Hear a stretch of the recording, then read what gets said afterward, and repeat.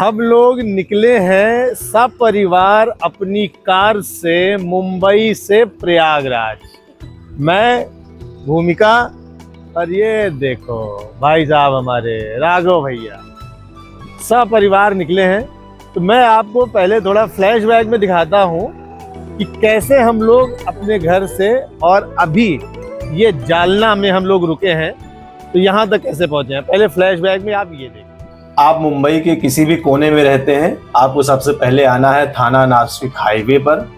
और थाना नासिक हाईवे पे थोड़ा सा और आगे चलेंगे हाईवे पे ही तो भिवंडी के पास में आपको ये करिश्मा ढाबा मिलेगा। ये बोर्ड आप देख लीजिए, करिश्मा ढाबा बहुत ही फेमस ढाबा है और काफ़ी लोग यहाँ पर आते हैं, इसको जानते हैं। करिश्मा ढाबा का ये छोटा सा बोर्ड भी आपको मिल जाएगा।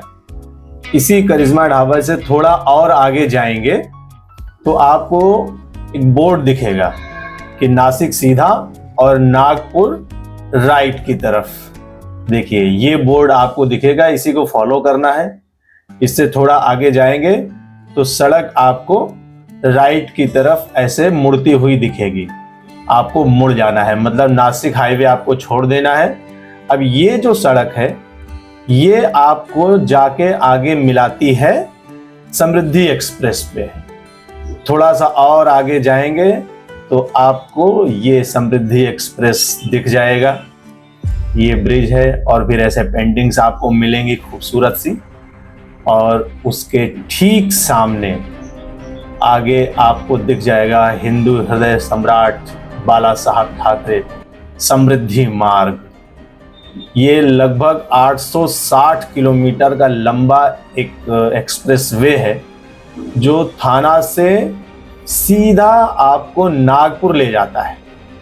यहाँ से आप एंट्री करेंगे, यहाँ पे टोल नहीं लगता है, यहाँ पे आपकी गाड़ी की सिर्फ एंट्री होती है।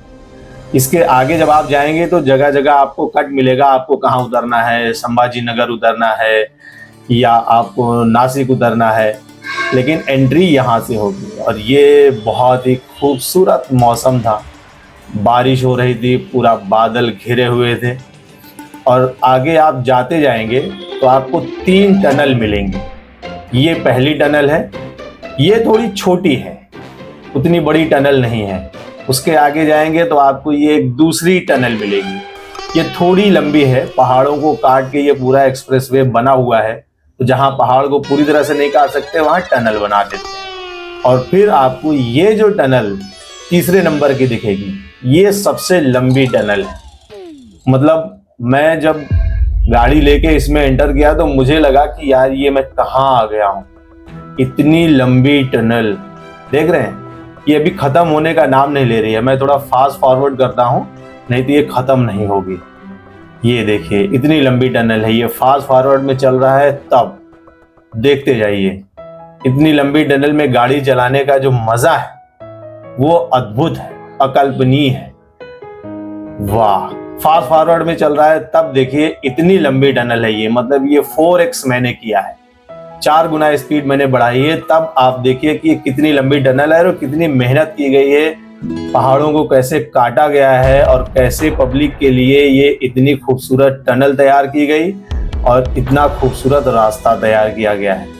कसम से यार, प्रयागराज से मुंबई जाने में या मुंबई से प्रयागराज जाने में ये जो रास्ता बना है ना, ये बहुत ही खूबसूरत है। मतलब ये एक बार आप बाई रोड जाएंगे कार से, क्योंकि इसमें 2 व्हीलर चलती नहीं है, तो जाहिर सी बात है कार से जाएंगे तो आपके जीवन का एक अद्भुत आनंद होगा। ये एक अद्भुत सफ़र होगा जो आप पूरे जीवन याद रखेंगे कि आपने ऐसा कोई सफ़र तय किया था कार से। और ये टनल यहाँ पे आगे जाके निकलती है। ये देखिए, ये टनल आया बाहर। अब आप टनल से बाहर आ गए हैं और आपको इसी पे 850 किलोमीटर चलते जाना है बस। ये पीछे समृद्धि महामार्ग है और हम लोग ये यहाँ पर रुके हैं। एक पेट्रोल पंप है, यहाँ पे कुछ खाने पीने का भी है, चाय का है, थोड़ा चाय की तलब लग रही है। लेकिन यहाँ ट्विस्ट ये है कि हम लोग यहाँ जो रेस्टोरेंट है यहाँ चाय पीने नहीं जा रहे हैं, हम लोग चाय पीने के लिए जा रहे हैं। वो देखिए, वो बोर्ड दिख रहा है, वो एक छोटी सी चाय की टपरी और एक नाश्ते की दुकान है। हम लोग वहां जा रहे हैं चाय पीने। वहां जाएंगे, अपने हिसाब से चाय बनवाएंगे बढ़िया, और फिर चाय पियेंगे। आइए।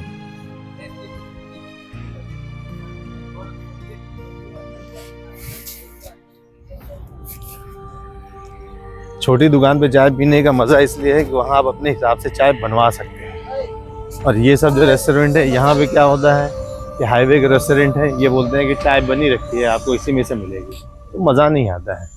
यहाँ पे बढ़िया छोटी सी दुकान है, यहाँ पे आप अपने हिसाब से चाय बनवा सकते हैं। तो चाय पीते हैं।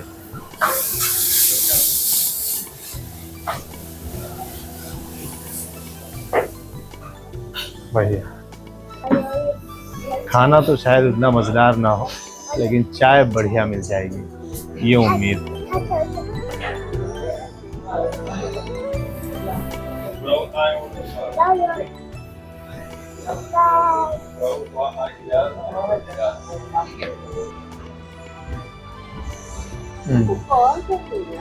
थोड़ी मीठी है, लेकिन ठीक है।